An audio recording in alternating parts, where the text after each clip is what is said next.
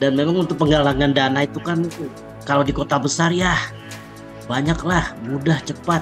Nah kita ini kan di daerah bang. Masyarakat itu ada yang ingin diajak dengan pendekatan emosional, ada masyarakat yang ingin diajak berdonasi dengan pendekatan spiritual. Caranya adalah meminta mereka, keluarkan uangmu, karena kami ini punya penerima. Kami siap kasih ke mereka. Gitu.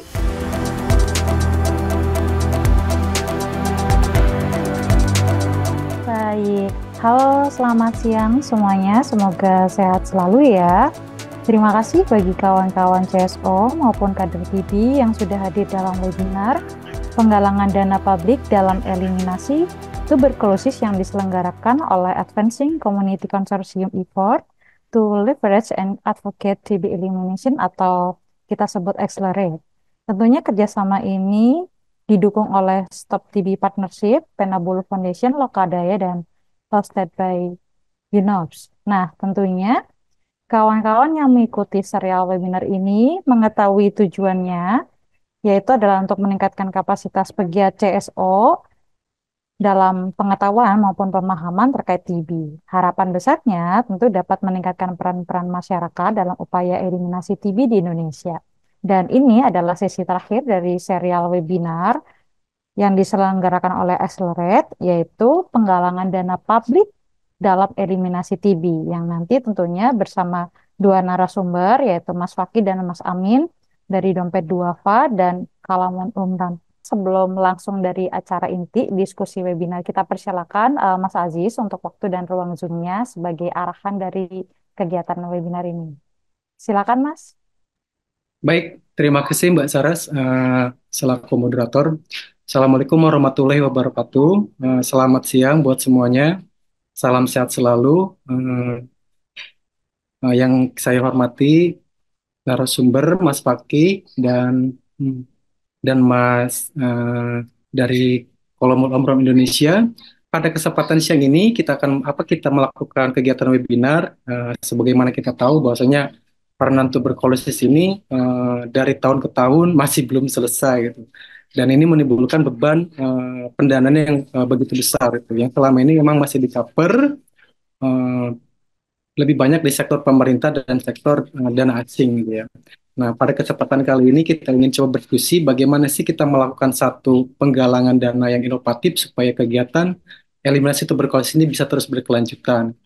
Sebagaimana kita tahu bahwa dalam tuberkulosis ini mempunyai dampak yang sangat begitu besar ya, terutama pada pasien. Ini akan berdampak pada kerugian ekonomi yang didapatkan oleh pasien itu sendiri maupun pendanaan-pendanaan yang sekiranya kita bisa kucurkan buat mereka ini terlalu besar itu. Yang selama ini memang kegiatan-kegiatan di sektor pemerintah dan para penggiat TB itu lebih banyak di sektor kuratifnya gitu ya. Sedangkan di sektor promotif dan preventifnya ini masih dirasa belum kurang. Apalagi sampai menyentuh kepada pasien TB itu sendiri. Nah, harapannya di kegiatan webinar kali ini kita bisa mendapatkan satu pemahaman baru bagaimana kita mengkolaborasikan para pihak untuk bagaimana penggalangan ini menjadi satu merupakan satu inovasi baru agar keberlanjutan terhadap penggalangan tuberkulosis ini bisa terus berlanjut gitu ya. Itu mungkin yang bisa saya sampaikan. Mudah-mudahan diskusi pada siang ini bisa bermanfaat. Ada satu gagasan baru dan bisa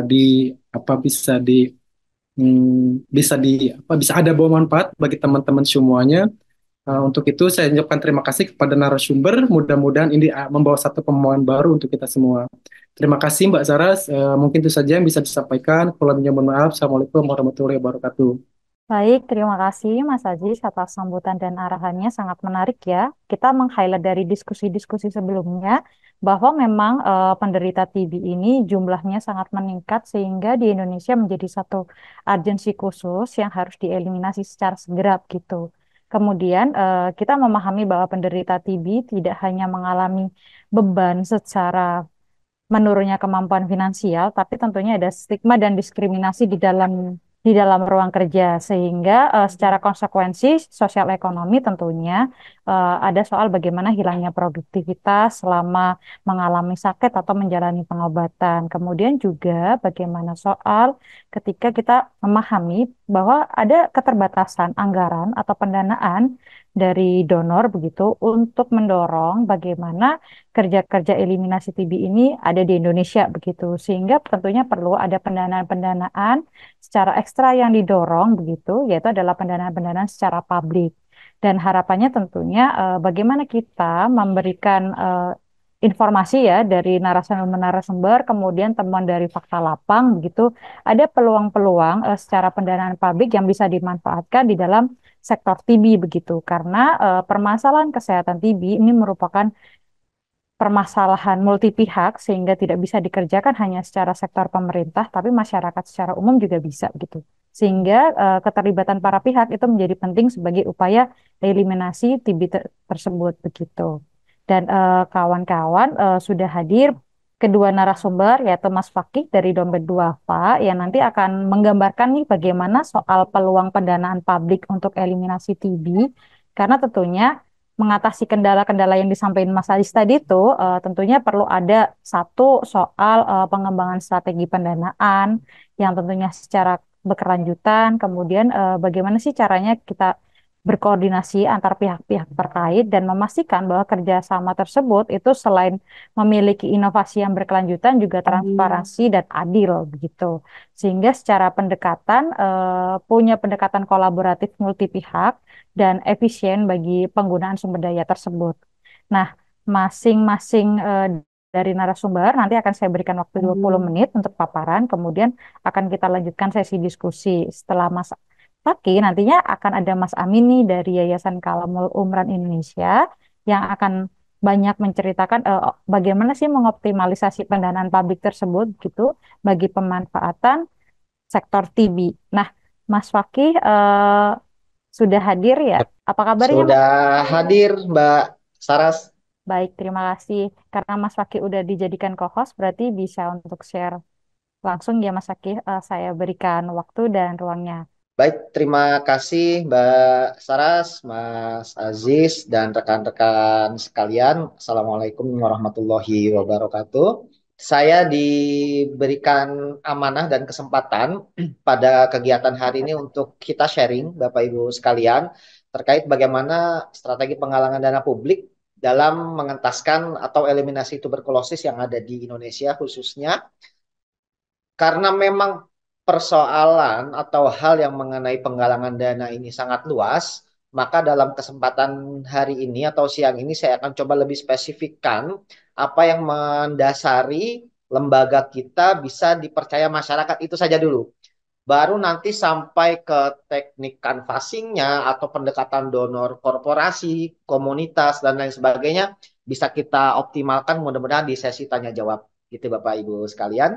Baik, Bapak Ibu sekalian, pertama kita coba buka ruang cakrawala kita, bahwasanya di sekitar kita itu ada berbagai macam fakta yang terjadi di Indonesia. Terlebih dengan keadaan Indonesia yang menempati peringkat kedua kasus TBC di dunia, yakni 9,2%.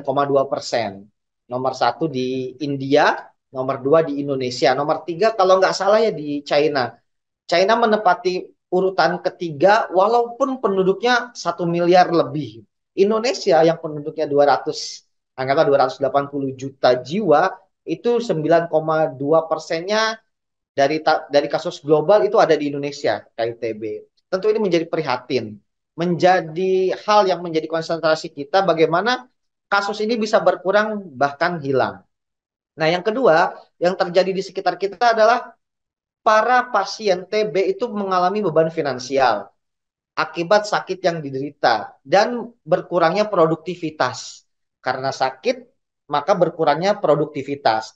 Kalau di Dompet Duafa, kalau boleh saya share, ada tagline sadikin, sakit jadi miskin. Mengapa? Karena memang banyak hal-hal yang membuat orang tidak produktif saat dia terkena penyakit. Salah satunya TBC ini. Yang ketiga, pemerintah sendiri pun ada keterbatasan anggaran. untuk penanganan TBC sendiri. Dan yang nggak kalah penting, kondisi di sekitar, misal kasus malaria, demam berdarah, HIV/AIDS, maka yang kasus TBC ini menjadi di nomor 2 atau di nomor 3, di nomor sekian kan gitu ya. Sebagian besar banyak orang lebih urgen penyakit A, lebih urgen penyakit ini gitu. Saya beberapa waktu lalu bekerja sama dengan Perdami, Persatuan Dokter Spesialis Mata Indonesia. Mereka pun mengeluhkan hal yang sama. Bahwasanya ada refraksi, katarak itu sering di nomor sekian kan. Jadi ada penyakit-penyakit terlebih memang yang sifatnya urgen ya, itu lebih didahulukan. Dan kalau di campaign, case-case tadi itu mengalahkan case-case refraksi, case-case katarak, termasuk ini, case-case lain, misalnya penyakit-penyakit lain yang memang terlebih sifatnya urgen dan harus segera ditindak, itu lebih menyentuh orang untuk berderma ke sana. Nah, di satu sisi, Indonesia menjadi negara paling dermawan di dunia. 6 kali berturut-turut, Indonesia menempati predikat ini. Tentu dari kasus yang di atas tadi, mudah-mudahan ada peluang yang bisa kita raih dari peluang kedermawanan masyarakat di Indonesia. Orang Indonesia itu paling senang berbagi. Orang Indonesia itu paling senang donasi, bersedekah, berzakat, dan lain sebagainya. Nah, dari peluang yang nomor terakhir ini mudah-mudahan bisa mengoptimasi kita dalam menggalang dana publik untuk eliminasi tuberkulosis. Nah, Bapak Ibu sekalian, pertama kita harus kuatkan visi dan misi kita dalam pengentasan atau eliminasi tuberkulosis ini. Bentuk opini publik, jangan sampai kita menunggu ada publik yang mengutarakan niat. Mereka bertanya, kira-kira lembaga kita mau ngapain nih? Ada kasus TBC yang besar begini, kira-kira lembaga kita mau ngapain nih? Jangan sampai masyarakat menunggu kita, tapi kita yang melakukan inisiasi, kita yang inisiatif untuk menggalang kedermawanan mereka guna mengeliminasi tuberkulosis. Sudahkah kita hadir di fokus di hal yang penting, dan sudahkah kita hadir di saat yang penting? Mudah-mudahan kita yang hadir di sini merepresentasikan lembaga kita sebagai wakil masyarakat, sebagai garda terdepan dalam eliminasi tuberkulosis melalui pengelolaan kedermawanan masyarakat di Indonesia. Nah, Bapak Ibu, kalau kita bicara penggalangan dana atau fundraising lah ya dengan istilah yang lebih familiarnya, setidaknya ada 4 hal sebenarnya yang perlu kita kuatkan. Kalaupun lembaga Bapak Ibu sekalian sudah melakukan hal-hal ini, coba dicek. Kita cek kembali, kita apakah sudah fokus ke 4 hal ini. Pertama, di penguatan program. Basis utama fundraising, salah satunya kita memiliki program. Walaupun kita bisa juga fundraising atau menggalang dana tanpa memunculkan program. Ya. Kita bisa fundraising, kita bisa menggalang dana tanpa memunculkan program, tapi harus ada kerangka program yang sudah kita kuatkan. Semakin agile, semakin ajak program yang sudah kita rencanakan, tentu akan berdampak terhadap keberhasilan fundraising kita. Contoh misalnya, program apa sih yang perlu kita kuatkan dalam eliminasi tuberkulosis ini? Ini saya coba ambil dari laporan program kesehatan dompet duafa 2006 sampai 2022. Dalam pengentasan TBC ini setidaknya ada 4 program yang kami kuatkan. Misalnya ada edukasi. Nah, sekarang apakah lembaga kita sudah memberikan edukasi kepada masyarakat? Tantangan masyarakat di luar sana sangat besar karena ada budaya-budaya yang memang sulit dihilangkan. Budaya merokok, lalu pemahaman masyarakat tentang TBC dan penyakit penyertanya, motivasi untuk pasien agar sembuh pun perlu dikuatkan, monitoring, controlling, karena kan TBC ini kalau mengkonsumsi obat harus rutin. Dari mulai 6 bulan sampai 2 tahun ya kan misalnya. Sekali mengkonsumsi obat itu bisa sampai puluhan jenis. Nah, yang mengontrol ini apakah kita memiliki konsentrasi? Apakah lembaga kita memiliki konsentrasi dalam mengontrol masyarakat pasien tuberkulosis ini buat mengkonsumsi obat dengan rutin? Pola pikirnya sampai bahasa. Kendala tim kami di lapangan adalah masalah bahasa. Misal tim kami diberangkatkan dari Jakarta. Sedangkan di daerah-daerah ketika tim kami terjun, banyak masyarakat yang belum bisa bahasa Indonesia. Sehingga program edukasi pun harus dikuatkan dari segi bahasa. Adanya dukungan nutrisi, pengobatan, dan rumah singgah. di beberapa rumah sakit misalnya, banyak pasien tuberkulosis yang memang rawat jalan, tapi kalau mau pulang jauh membutuhkan biaya yang besar. Nah, apakah kita sudah memberikan fasilitas kepada penderita atau pasien TBC itu berupa fasilitas rumah singgah? Jadi silakan menginap di sini tanpa perlu pulang ke daerah asalnya sehingga bisa mengurangi biaya transport dan lain sebagainya. Lalu karena pasien TBC ini adanya pengurangan produktivitas, tapi di satu sisi tanda petik ya mereka harus tetap makan, anaknya harus tetap sekolah, dapurnya harus tetap ngebul. Tapi di satu sisi mereka sedang sakit dan tidak bisa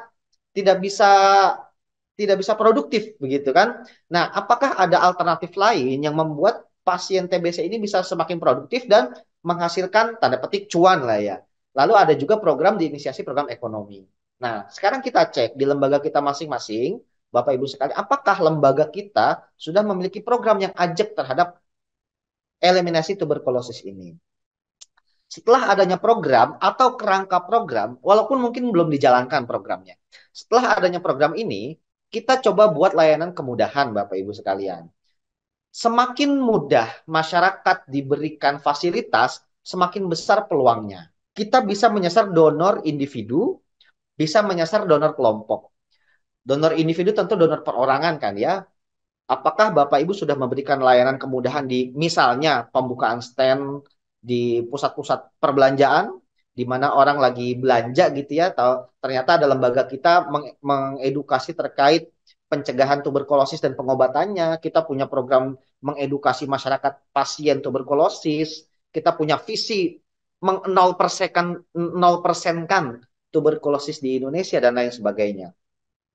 Lalu kita bisa juga melakukan pendekatan digital. Digital ini bisa kita kelola secara internal. Apakah Bapak Ibu memiliki microsite yang isinya edukasi tentang tuberkulosis dan pencegahannya, atau kita bisa bermitra dengan mitra afiliasi atau mitra digital yang ada di luar sana. Bisa dengan e-commerce.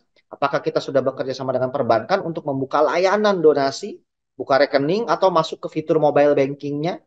Yang kedua adalah sosialisasi.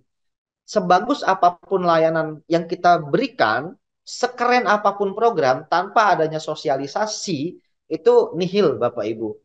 Sekarang sosialisasi sudah sangat mudah. Mungkin 10 tahun atau 20 tahun lalu ketika sosialisasi kita sibuk dengan urusan budget.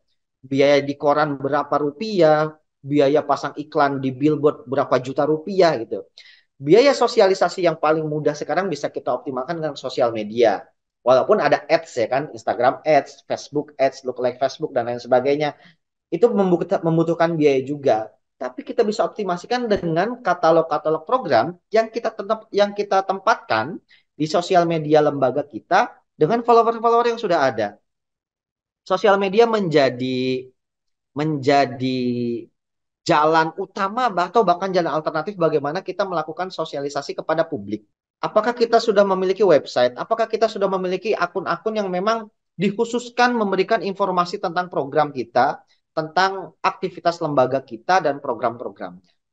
Jadi mudah-mudahan kita sudah membuka lebar ya secara above the line, below the line, promosi di segala macam kanal yang ada, baik itu kanal pribadi ataupun kanal mitra. Kita bermitra dengan radio mungkin, dengan situs-situs digital, portal-portal digital, apakah kita bisa masuk ke sana untuk melakukan sosialisasi. Sosialisasi yang disampaikan adalah sosialisasi program, layanan kemudahan, dan portofolio. Jadi programnya kelihatan, lalu ketika ada masyarakat ingin mensupport program kita buka layanannya, ada rekeningnya, ada hotline-nya, kalau mau telepon, mau tanya jawab, bahkan sampai masyarakat pun mengetahui program yang sudah dijalankan dalam bentuk portofolio. Dan terakhir layanan donatur. Layanan donatur ini lebih kepada pelaporan. Kita aware-kah dengan laporan yang sudah kita buat dari dana-dana publik yang kita himpun? Karena donatur atau publik mereka berhak mendapatkan laporan itu. Semakin engage kita dengan donatur, semakin cepat dan tepat kita memberikan laporan kepada donatur, mudah-mudahan semakin erat hubungan kita dengan donatur sehingga mereka menjadi loyal. Sampai mereka, kalau tahapan donatur itu kan dari mulai aware dulu lembaga kita atau aktivitas, lalu mendukung, loyal mendukung, sampai mereka mengadvocate. Mereka memberikan rekomendasi kepada circle-nya untuk ikutan berdonasi ke lembaga kita. Nah, Bapak Ibu sekalian, sekarang kita cek. Coba kita cek ke lembaga masing-masing. Kita tanya ke diri kita ya, sebenarnya mengapa sih orang mau berdonasi ke lembaga kita? Kita sudah memiliki program A, B, C, D untuk eliminasi tuberkulosis ya Bapak Ibu. Sebagaimana yang saya contohkan tadi di slide sebelumnya. Nah, pertanyaannya mengapa sih mereka mau berdonasi ke lembaga kita? Kami di Dompet Duafa melakukan riset ya, kecil-kecilan lah dengan respondennya tuh donatur dan publik.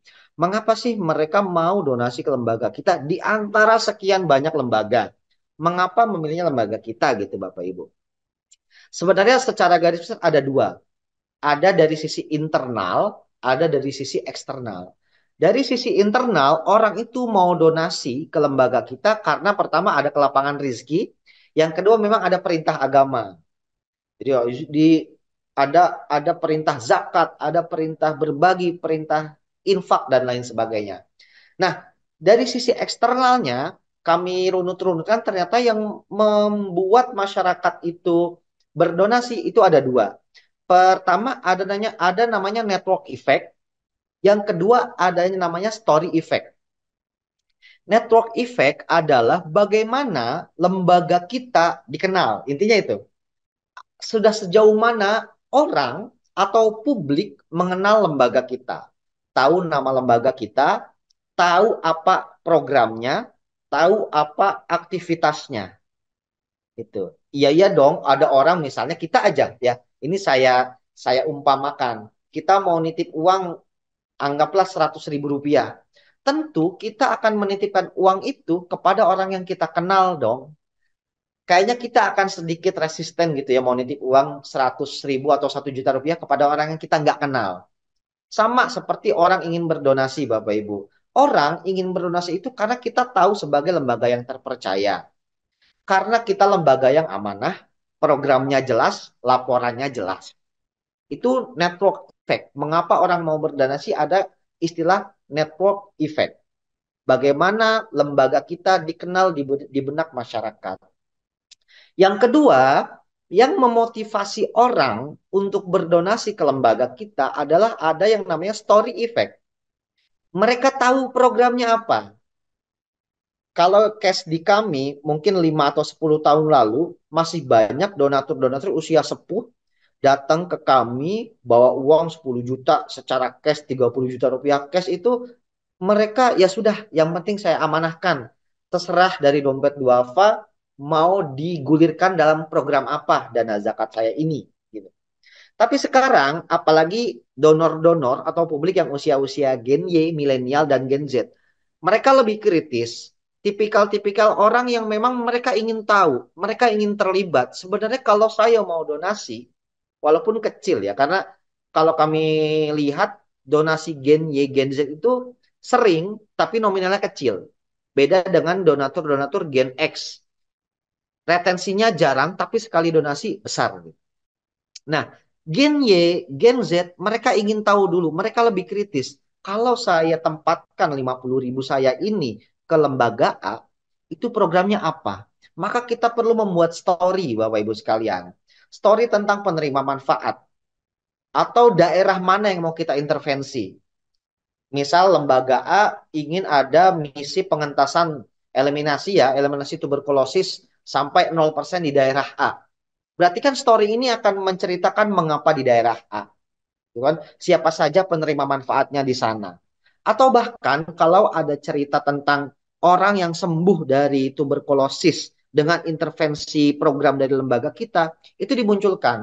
Munculkan quote-nya sehingga menginspirasi banyak orang dan memberikan awareness bahwasanya lembaga kita serius. Lembaga kita itu sangat expert dalam eliminasi tuberkulosis. Kurang lebih seperti itu. Maka perlu dihadirkan story effect. Nah, nanti dikembalikan ke Bapak Ibu sekalian. Adakah etika-etikanya ketika kita memunculkan story effect? Ada lembaga yang memang memunculkan air mata di sana. Ya, ada pasien sedang nangis, kita minta testimoni gitu ya. Atau memang kita memunculkan story-story pasien-pasien yang sudah sembuh. story-story pasien yang sedang senyum melawan tuberkulosis ini gitu ya Bapak Ibu sekalian. Jadi disilakan dikembalikan kepada Bapak Ibu sekalian bagaimana kita mencari story dari penerima manfaatnya. Mudah-mudahan kita yang hadir di sini sudah bisa menangkap dan menjalankan strategi network effect dan story effect ini. Nah, selanjutnya untuk dari sisi network effect kita akan coba fokuskan Bapak Ibu sekalian. Artinya gini, salah satu modal utama kita dalam menggalang dana publik untuk program apapun, termasuk eliminasi tuberkulosis ini atau TBC, maka perlu adanya network effect yang kuat. Itu dengan cara apa? Dengan cara kita membuat brand positioning, membangun brand positioning lembaga kita. Kalau saya ambil dari beberapa literasi ya, intinya kan brand positioning itu adalah bagaimana kita dikenal masyarakat, dikenal publik. Nah, apakah Bapak Ibu sekalian, lembaga yang menaungi Bapak Ibu sudah melakukan riset? Sudah sejauh mana publik mengenal lembaga kita? Apakah publik mengenal lembaga kita sebagai lembaga yang konsen terhadap eliminasi TBC ini? Kalau belum, yuk kita bangun yuk. Kita bangun bagaimana persepsi publik memiliki program yang keren di bidang eliminasi tuberkulosis. Gitu kan? Jadi kan brand positioning ini akan menentukan lembaga kita dikenal publik sebagai apa. Gitu kan? Proses memposisikan brand lembaga di benak para donatur atau publik. Bagaimana caranya kita membangun brand positioning? Secara ringkas, pendek, kita campaign, kita fundraising dengan melakukan dialog. Jadi intinya berbicaralah dengan bahasa lawan bicara kita. Karena apa? Tentu mereka akan lebih nyaman. Contohnya gini Bapak Ibu, saya orang Bekasi ya. Saya orang Bekasi, ketika saya datang ke daerah yang menurut saya asing, anggaplah kota Medan misalnya ya. Ketika saya datang ke Medan, berbicara dengan orang Medan, maka kemungkinan besar orang Medan tersebut yang menjadi lawan bicara saya akan lebih nyaman ketika saya menguasai bahasa Medan, gitu ya. Sama, ketika kita melakukan fundraising, ketika kita melakukan penggalangan dana publik, orang akan lebih interest ketika kita memenuhi apa yang mereka inginkan. Basisnya customer needs. Gitu. Kalau kita bertemu dengan Gen Z, Gen Y, ya berbicaralah lalu melakukan penggalangan dana dengan gaya-gaya mereka. Misal gaya-gaya Gen Y itu kalau penggalangan dana pengennya ada konser misalnya. Ya udah kita bikin charity konser gitu ya. Mengundang ya mungkin musisi yang cukup terkenal lah ya di kalangan kita. Lalu bikin charity konser misalnya.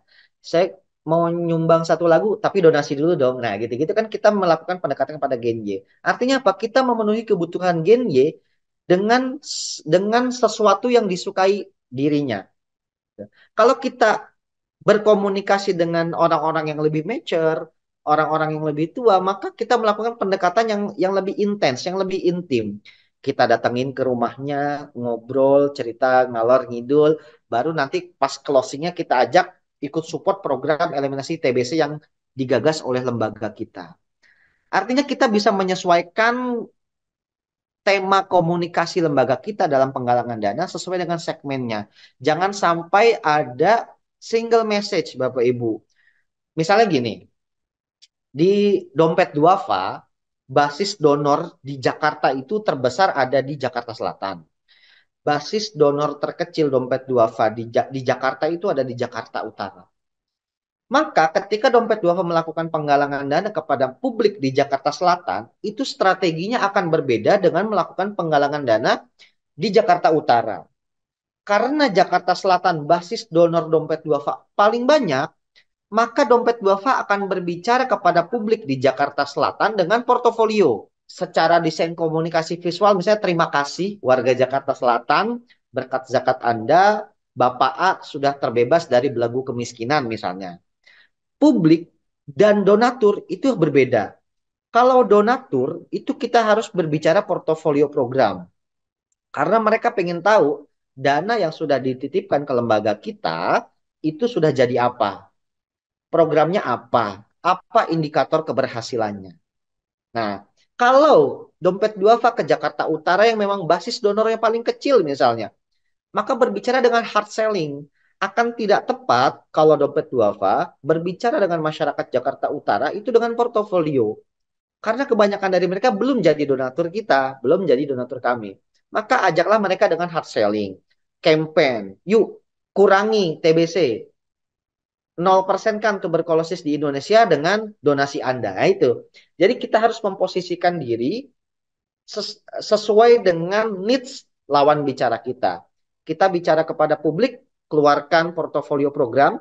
Kita bicara kepada donatur, keluarkan portofolio program. Kita bicara kepada publik, keluarkan hard selling campaign. Nah, bagaimana kita memetakan itu? Ada jalan yang lebih panjang, Bapak Ibu. Jadi kalau jalan lebih panjangnya kita membangun brand positioning untuk penggalangan dana, saya tampilkan di slide berikutnya. Bapak Ibu sekalian, ini izin kami tampilkan riset dari Inventure Knowledge yang memang mereka mengambil sampel middle class Muslim. Mengapa ini kami jadikan rujukan? Karena memang mayoritas masyarakat Indonesia itu Muslim.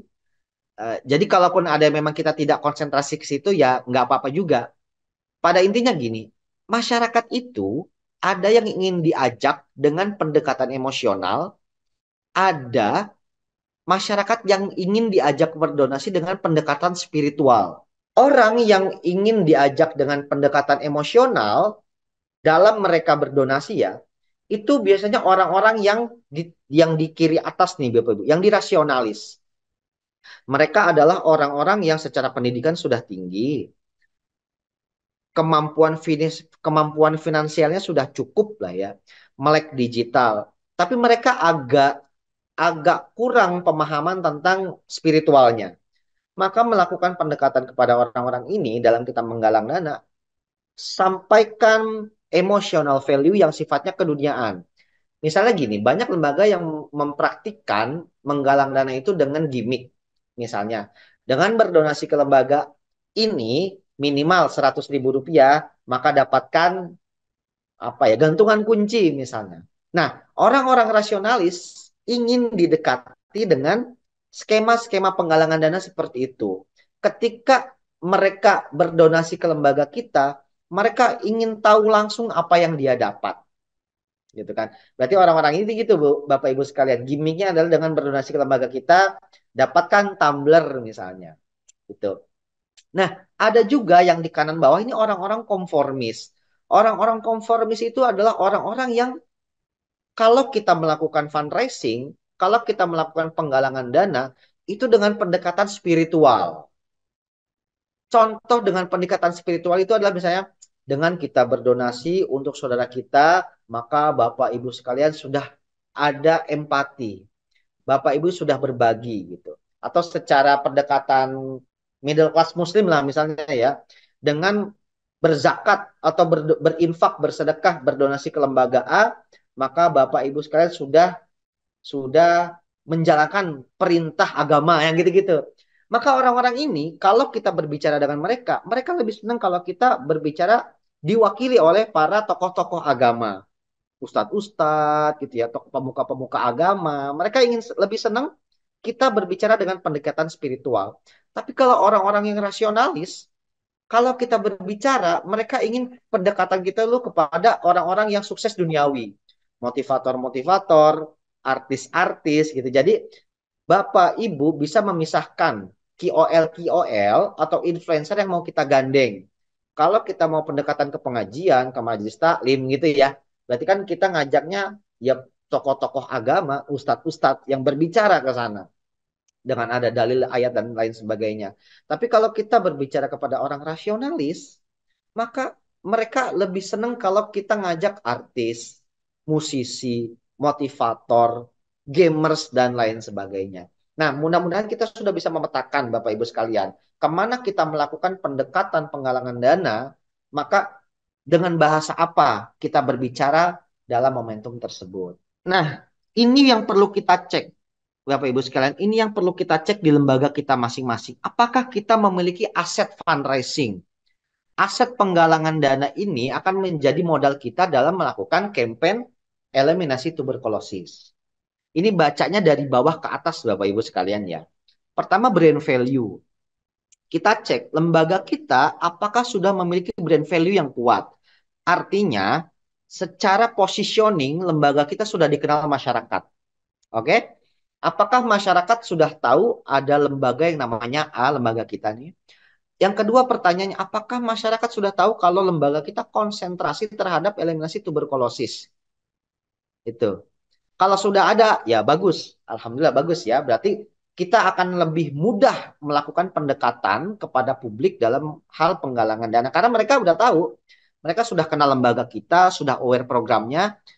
Insya Allah lebih mudah mereka dalam berdonasi ke lembaga kita.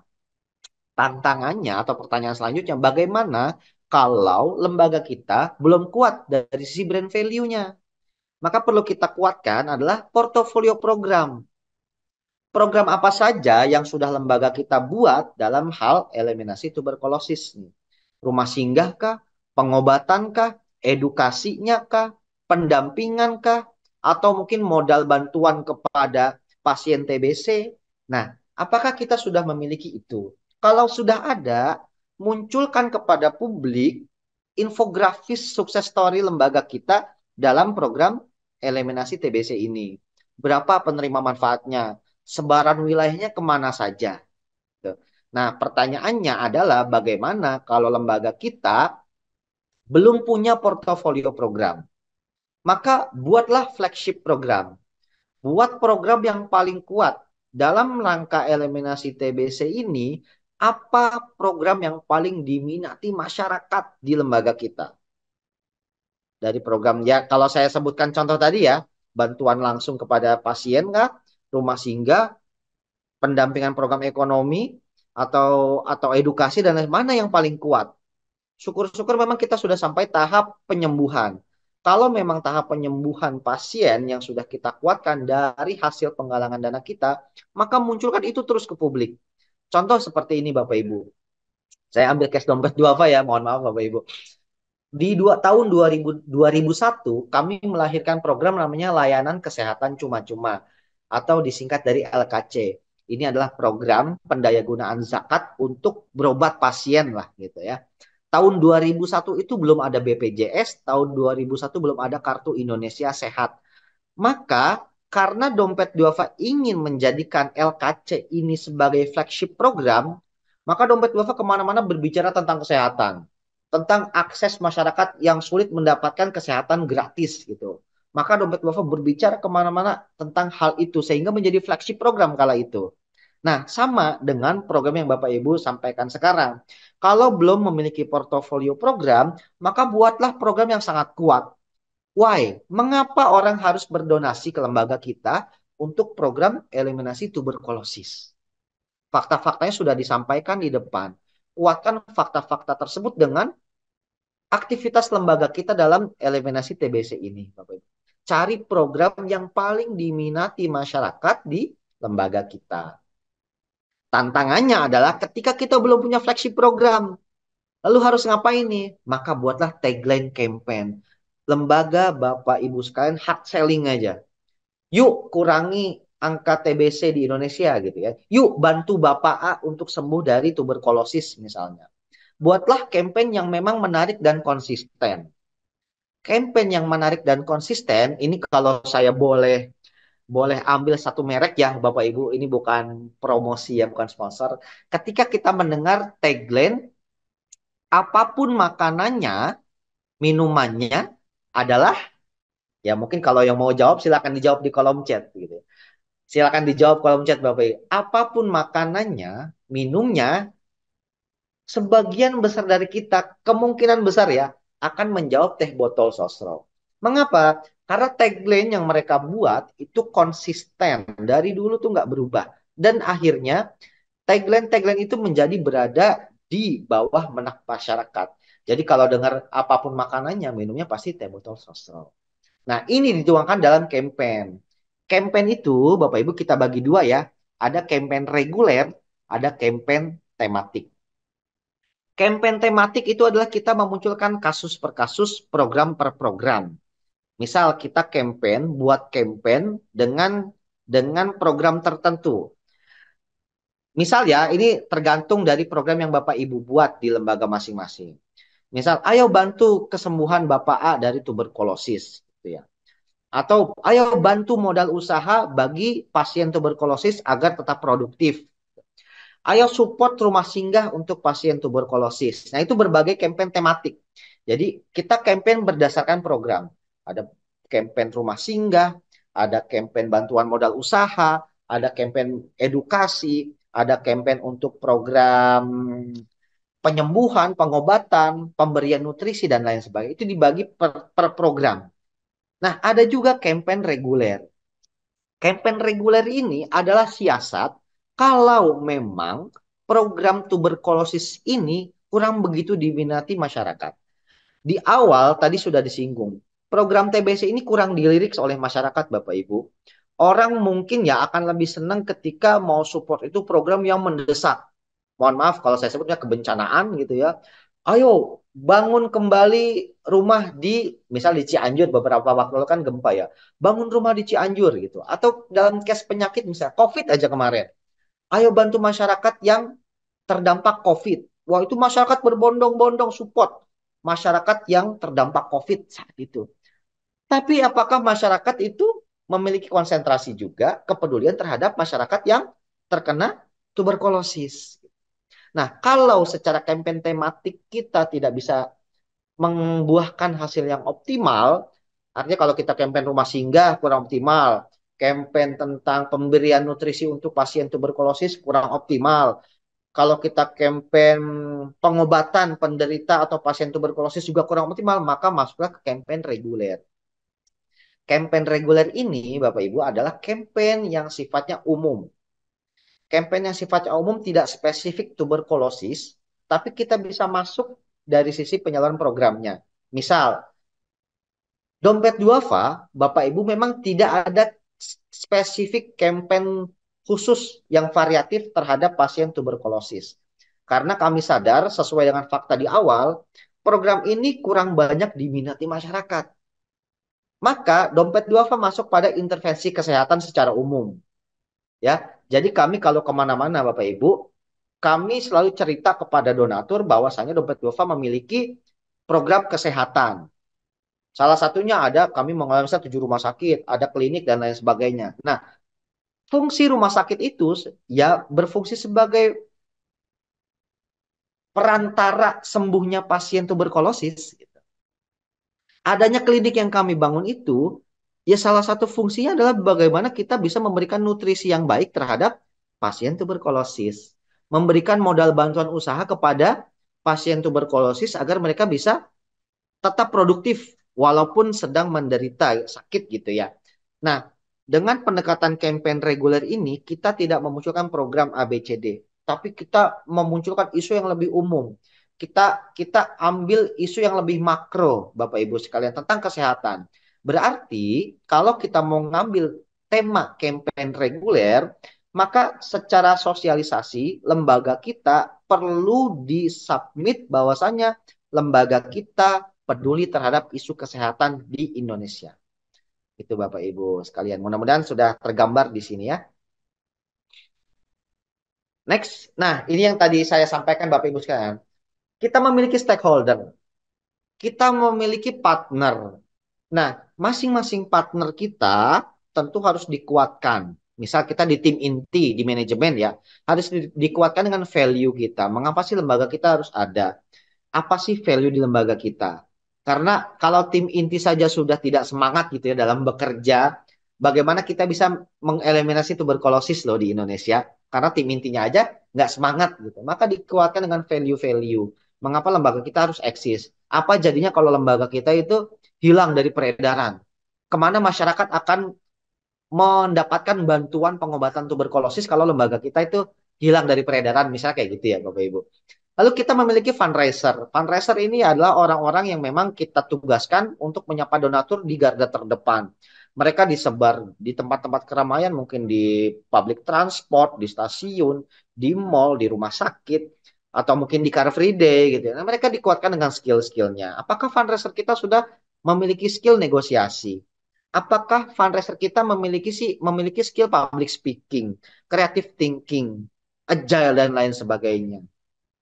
Lalu kita memiliki namanya donatur. Nah, donatur itu mudah-mudahan kita sudah memberikan portofolio program, laporan kepada donatur. Karena mereka berhak untuk mendapatkan laporan dari program yang kita jalankan. Ya.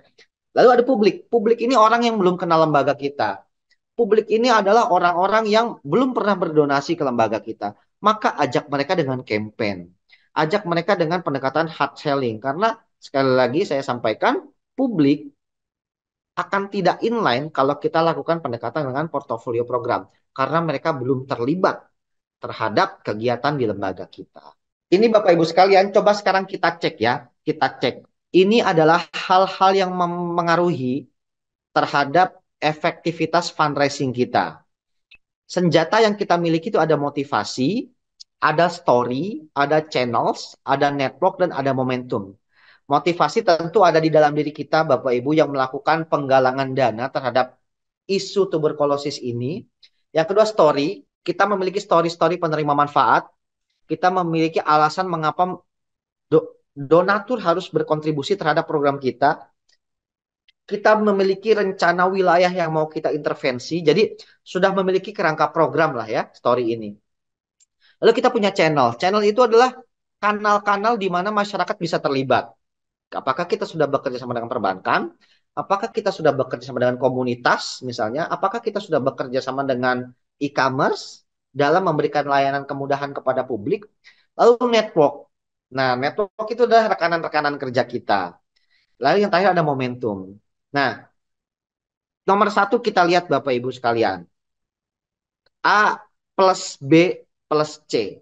Berarti kita punya motivasi, kita punya story, kita punya channel.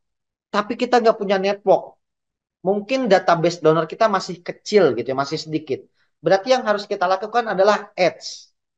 Silakan Bapak Ibu melakukan ads, misal sosialisasi gitu ya, di radio, atau bikin spanduk, billboard, baliho, atau yang lebih efisien, yang lebih terukur mungkin sosial media, Google Ads, dan lain sebagainya. Intinya kita hard selling kalau memang kita belum memiliki network yang kuat.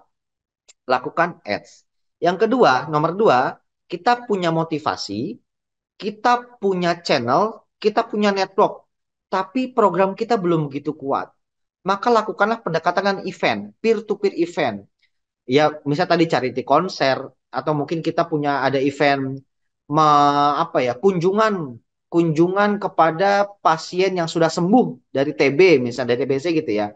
Atau kita memiliki kunjungan program pemberdayaan pasien tuberkulosis di bidang ekonomi, tentu dengan ini ya, dengan proteksi yang kuat agar tidak tertular gitu. Jadi lakukanlah event-event Car Free Day misalnya, lakukan event-event di pusat keramaian. Kita memberikan awareness kepada masyarakat bahwasanya lembaga kita punya program yang oke kok, lembaga kita punya program yang canggih untuk penanggulangan atau eliminasi tuberkulosis. Kalau yang nomor ketiga, Bapak Ibu sekalian, kita punya motivasi, kita punya story, kita punya network, tapi kita nggak punya channel. Nah, maka kami sarankan Bapak Ibu bekerja sama dengan influencer atau komunitas. Kita buat duta-duta donasi untuk program kita. Biar mereka yang berbicara. Kalaupun memang mungkin database donor kita masih kecil, lembaga kita belum memiliki big data. Maka kita tugaskan bekerja sama dengan influencer-influencer atau komunitas-komunitas yang memang memiliki basis massa yang kuat. Biarkan mereka yang berbicara tentang aktivitas lembaga kita. Maka kita akan terwakili dari aktivitas mereka melakukan pendekatan kepada followers-followersnya. Nah, yang nomor 4, kalau kita cuma punya motivasi dan network, kita nggak punya story, kita nggak punya channel yang kuat, maka lakukan hard selling, peer funding aja langsung. Bapak Ibu bisa Ya, mungkin lanjut, lanjut. face to face mungkin ya, melakukan pendekatan kepada donatur dengan fundraiser-fundraiser di lapangan gitu ya. Jadi memang fokusnya hard selling. Nah, terakhir ada momentum. Momentum ini adalah satu fase di mana lembaga kita akan memiliki puncak, tanda petik puncak kejayaannya ya. Jadi pada momentum ini masyarakat itu gampang banget diajak berdonasi. Misal, untuk isu tuberkulosis ini kita bisa ambil momentum di Hari Kesehatan Dunia gitu ya. di mana hari ini kita bikin event, kita bikin kegiatan yang memberikan awareness pada masyarakat. Itu momentumnya. Kalau di Dompet Duafa sendiri, momentumnya ada di bulan Ramadan. Karena ya target market terbesar kami adalah middle class Muslim, maka mereka akan lebih aware, ingin berbagi, ingin berdonasi, ingin berzakat di bulan Ramadan. Maka carilah momentum yang tepat ketika lembaga Bapak Ibu sekalian ingin melakukan optimasi di bidang penggalangan dana untuk eliminasi tuberkulosis ini. Jadi kurang lebih ini tipsnya Bapak Ibu sekalian ketika kita mengeluarkan senjata apa ya? Ketika bertemu orang ini, senjata apa nih yang perlu kita keluarin? Nah, ini adalah tipsnya seperti itu. Mudah-mudahan bisa dijalankan di lembaga kita masing-masing. Saya sangat terbuka jika ada masukan dari Bapak Ibu sekalian. Silakan saja nanti menyampaikan ide, usulan, gagasan, atau apapun yang sekiranya membuat diskusi kita lebih produktif di bidang penggalangan dana publik untuk eliminasi tuberkulosis. Demikian dari saya. Nanti saya kembalikan ke Mbak Saras. Terima kasih. Assalamualaikum warahmatullahi wabarakatuh. Oke, terima kasih Mas Fakih. Ini menarik sekali ya. Saya juga banyak berkaca begitu dari ide-ide inovasi yang sudah dibangun oleh Dompet Duafa, apalagi utamanya dalam intervensi kesehatan ya. Nah, seperti yang saya sampaikan, kawan-kawan bisa kok apa namanya memberikan tanggapan maupun memberikan pertanyaan melalui kolom chat maupun secara langsung dengan fitur raise hand. Dan ini udah hadir juga dari Mas Amin. Mas Amin sudah hadir. Halo, sudah Halo. Mbak Saras. Halo, Assalamualaikum Mas Amin. Apa kabarnya Mas Amin? Waalaikumsalam, kabar baik Mbak Saras dan teman-teman. Alhamdulillah, terima kasih Mas Amin. Nah, Mas Amin ini dari Yayasan Kalamul Umran Indonesia, kawan-kawan. Dan nanti setelah tadi Mas Fakih udah banyak menceritakan bagaimana peluang dan strategi untuk mendapatkan pendanaan secara publik. Nah, ini Mas Amin akan lebih menjelaskan tentang optimalisasi ketika dana itu sudah didapatkan, bagaimana pemanfaatannya bagi sektor TB begitu khususnya. Nah, Mas Amin bisa dimulai. Terima kasih. Baik, baik. Assalamualaikum warahmatullahi wabarakatuh. Terima kasih Mbak Saras, Mas Fakih, salam kenal dan teman-teman peserta Lokadaya, jaringan komunitas yang bergiat untuk eliminasi tuberkulosis. Baik, saya akan memaparkan sedikit saja atau mungkin lebih pada kesimpulan karena yang disampaikan Mas Fakih tadi sudah menyeluruh dalam aspek penggalangan dana publik. Kalamul Umron Indonesia adalah yayasan yang diinisiasi oleh Penabulu dan teman-teman, dan saya membersamai dan menemani serta mendukung Mas Setio, Pak Eko dan seluruh tim yang selama ini bergiat di TB. Namun KUI atau Kalamul Umron Indonesia belum banyak atau belum masif dalam proses penggalangan dana, cuman masih berusaha. Apa yang terjadi apabila orang menderita atau orang terdampak TB? Dampak ekonominya itu orang yang menderita TBC maupun TB MDR, multidrug, itu diperkirakan kehilangan pendapatan sebesar 38 sampai 70%. Apa kerugian ekonominya menurut Pusat Kajian Ekonomi Kesehatan FMUI?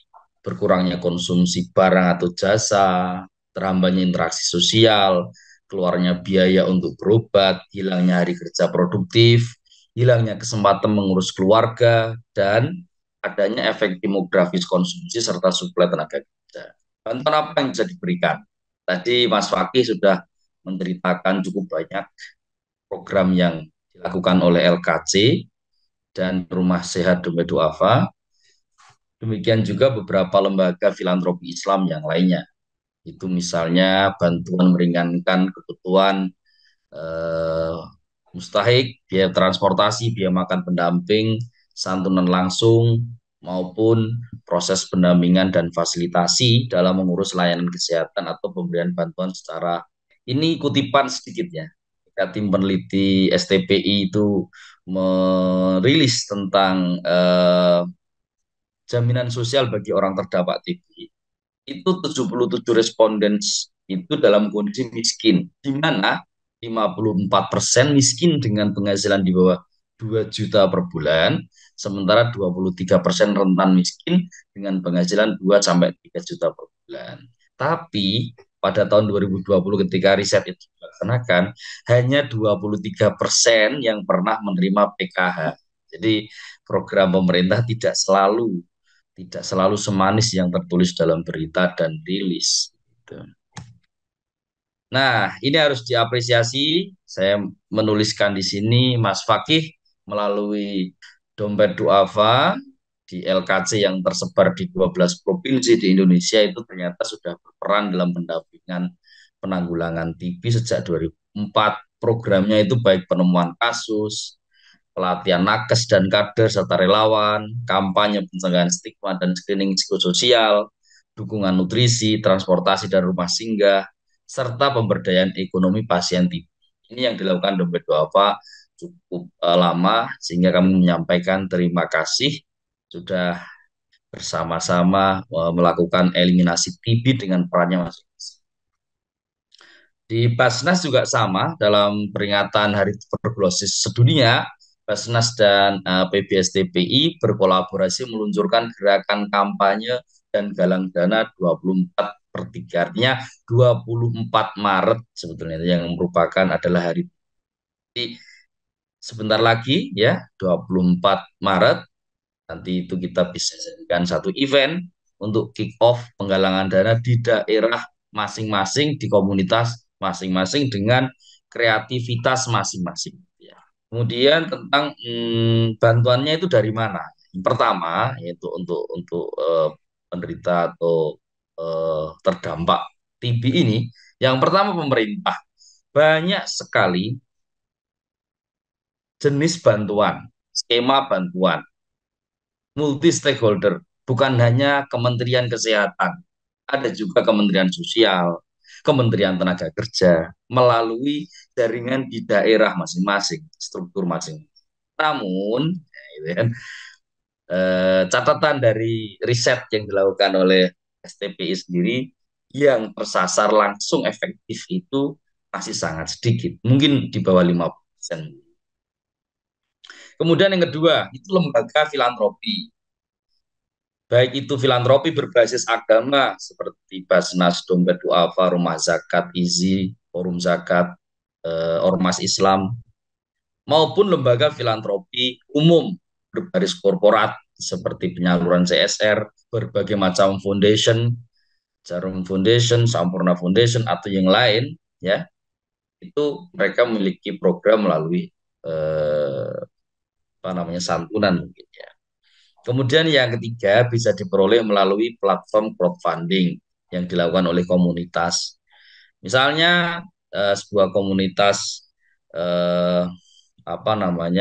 yang bergerak untuk eliminasi TB tinggal di daerah sebuah kabupaten di Indonesia, itu mengupload crowdfunding di kitabisa.com atau di lembaga atau di platform yang lain, dan cerita yang disajikan tadi Mas Fakih menyampaikan ada story, ada value, itu semua dinaikkan, diviralkan melalui media sosial sehingga terkumpullah dana untuk menjadi daya dukung proses eliminasi TB ini. Kampanye fundraising untuk TB Eliminate. Tadi disampaikan, saya menambahin saja ini. Indonesia adalah negara paling dermawan di muka bumi ini. Selama 6 tahun berturut-turut, World Giving Index itu melakukan riset di seluruh dunia dengan peserta 142 negara. Ternyata Indonesia tetap nomor 1 paling dermawan, ya kan? Kita ada mekanisme jukir atau juru parkir itu ya hanya di Indonesia. Ada penggalangan dana di lampu merah, ada, artinya saking dermawannya orang Indonesia itu menyisihkan recehan yang ada di sela-sela dashboard mobil, yang ada di dompet kecil, itu semua memang orang Indonesia ini sangat sedia untuk melakukan sumbangan apapun kepada yang lainnya. Bahkan menurut World Giving Index ini, Indonesia itu 61% itu menyumbang kepada orang asing atau tidak dikenal. Itu 61%. Anda ada hubungan saudara, nggak ada hubungan sama-sama pendukung paslon, nggak ada hubungan sosial apapun disumbang. Itu 61%. Tapi ini tidak 100% anu ya, ini hanya artinya sisanya menyumbang pada orang yang dikenal. Itu maksud saya. 61% banding 30. 82% itu menyumbang uang, ya kan. 61% dan sisanya itunya artinya adalah eh, 39% juga itu berpartisipasi dalam kerelawanan. 61% itu menjadi relawan dari respondensi yang diteliti. 4, sumber fundraising retail. Karena kalau Umron ini yayasan yang bercorak Islami, maka titiknya itu ada 4. Yang pertama zakat, yang kedua infak, yang ketiga wakaf, yang keempat respons kemanusiaan. Ya. Kenapa zakat ini tetap menarik? Karena dia adalah rukun Islam. Jadi yang beragama Islam wajib keluar. Kalau dari kalangan Kristiani mungkin sepersepuluhan gitu ya. Nah, ini cukup menarik sebagai sumber dana karena zakat itu satu hal yang wajib dikeluarkan oleh orang yang mengakui Islam gitu. Yang kedua infak. Nah, ini di bawah ini saya akan sedikit menceritakan tentang USP atau Unique Selling Proposition. Ini penting karena ketika kita membicarakan sesuatu tidak tahu titik tekannya, ya mungkin tidak diterima. Detailnya tadi sudah diceritakan, bicara dengan siapa, menggunakan bahasa apa, cara maksudnya bagaimana, itu masing-masing. Zakat itu USP-nya atau Unique Selling Proposition-nya adalah customer need. Zakat wajib dikeluarkan, jadi tinggal bilang bahwa seorang muslim harus zakat. Asnafnya atau mustahiknya atau penerimanya adalah kelompok miskin terdampak TB. Orang terdampak TB yang secara ekonomi jatuh, kepala keluarganya tidak bisa bekerja, sehingga rentetan kebutuhan ekonominya itu menjadi tanggungan amil yang harus diambilkan dari dana zakat. Customer need, jadi bahasanya adalah ini zakat, ini ada mustahik silakan. Jadi kebutuhan Anda untuk menunaikan zakat bisa melalui lembaga kami. Yang kedua, itu wakaf, infak tematik. Ini tentang portofolio. Nah, benefit portofolio itu infak tematik. Tematiknya apa? Tematiknya adalah tentang ongkos sekolah anak pertama dari kepala keluarga yang terkena yang sedang proses pengobatan TB.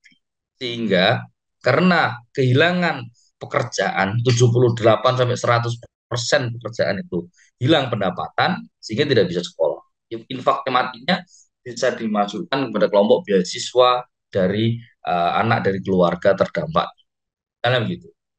Atau tentang konsumsi hariannya atau tentang higienis kit karena orang kan nggak bisa bersentuhan ya selama berbulan-bulan bahkan sendok garpunya istilahnya tidak bisa tertukar. Itu bisa dijadikan menjadi konten untuk fundraising secara tematik, secara spesifik. Jadi orang nyumbang tahu, yuk adakan 5.000 paket higien kit untuk 5.000 keluarga terdampak di sebuah kabupaten A. Itu menjadi gerakan bersama. Yuk kumpulkan beasiswa untuk ini. Yuk bikin bikin kreativitas wirausaha untuk para bunda yang suaminya terkena TB sehingga harus bertahan hidup menjadi perempuan mandiri dan seterusnya. Itu infak tematik. Makin spesifik isu kita, makin jelas story-nya, makin inspiratif dan bisa menggerakkan banyak orang yang memiliki perasaan dan empati, maka terjadilah benefit portfolio. Yang ketiga wakaf. Kalau ini mungkin agak panjang ceritanya karena ada bisnis model yang harus disampaikan di situ, ya kan? Tapi menjadikan keluarga dari terdampak TB sebagai pelaksana proses bisnis dari harta wakaf itu sangat mungkin, gitu ya. Spesifiknya bagaimana?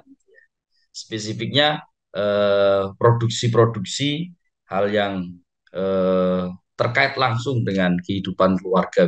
Nah, kemudian yang keempat itu adalah responsif kemanusiaan.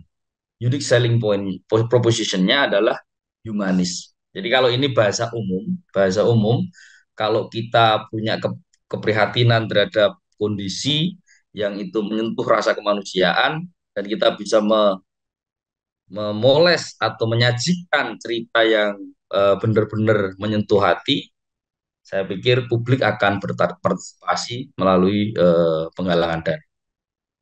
Oke, demikian yang bisa saya antarkan karena ini kesimpulan saja dari yang disampaikan Mas Fakih tadi. Diskusi kita buka Mbak Saras. Terima kasih. Assalamualaikum warahmatullahi wabarakatuh. Iya, Waalaikumsalam warahmatullahi wabarakatuh. Terima kasih Mas Amin atas penjelasannya bagaimana mengoptimalisasi pendanaan publik ya bagi keluarga terdampak TB begitu. Menarik sekali. Kita udah mendekati jam 3, maka sudah waktunya juga kita berdiskusi nih kawan-kawan karena dari dua narasumber yang hebat tadi ada Mas Fakih, kemudian Mas Amin sudah menceritakan bagaimana soal strategi dan optimalisasi. Saya juga sudah mencatat dari kawan-kawan yang memberikan pertanyaan maupun pernyataan ya, begitu di dalam kolom chat. Tapi jika ada yang bersedia untuk menyampaikan secara langsung, saya persilakan.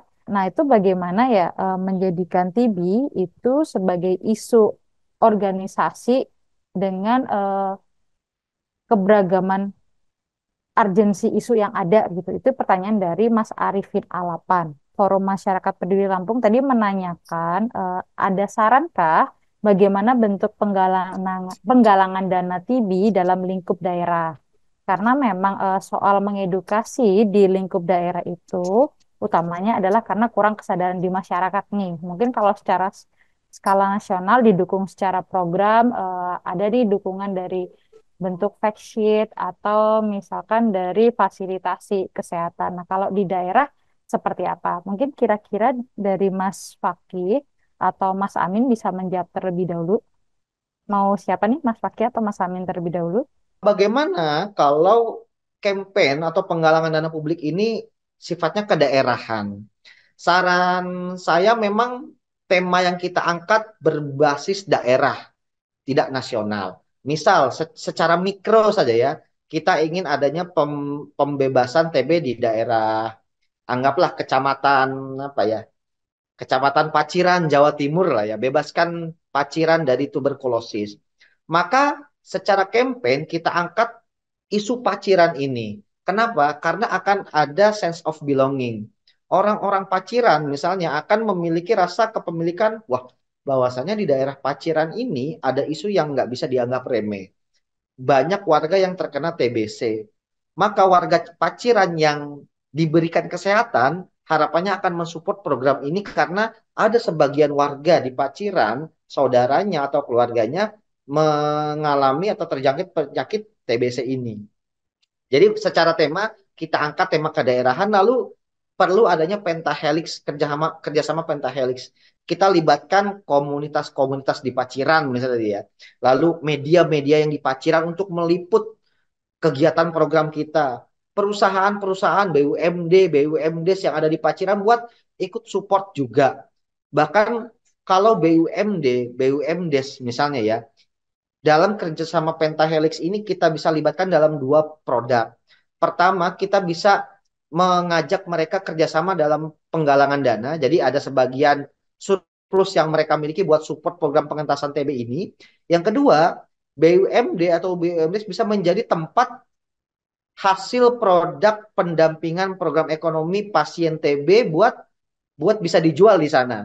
Misal ada BUMD sifatnya minimarket. Berarti kan bisa saja kita bekerja sama dengan BUMD tersebut memasarkan produk hasil pemberdayaan ekonomi pasien tuberkulosis gitu. Lalu perguruan tinggi atau kampus, sekolah dan lain sebagainya, mereka berperan penting dalam mengedukasi masyarakat. Kalau kita dalam kapasitas NGO atau kapasitas kita sebagai LSM itu masih dipandang sebelah mata, maka kita ajak kerjasama para sivitas akademika. Kita bisa ajak para para ini ya, para tenaga-tenaga pengajar, guru-guru besar di sekolah-sekolah tersebut. Atau bahkan di daerah tersebut yang lebih didengar adalah kata-kata kiainya di dalam sebuah ekosistem pesantren gitu ya. kita ajak kiai tersebut sebagai juru bicara dalam program kita. Karena memang kalau sependek pemahaman saya dan pengalaman saya di daerah tersebut memang kadang-kadang orang yang tanda petik asing itu memang agak cukup sulit di awal untuk berbaur.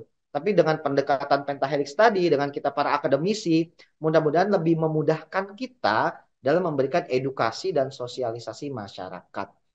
Kurang lebih itu dari saya, Mbak Saras. Oke, terima kasih Mas Fakih. Kemudian saya nanggapin yang di chat aja mungkin ya, Mbak Saras kalau boleh ya.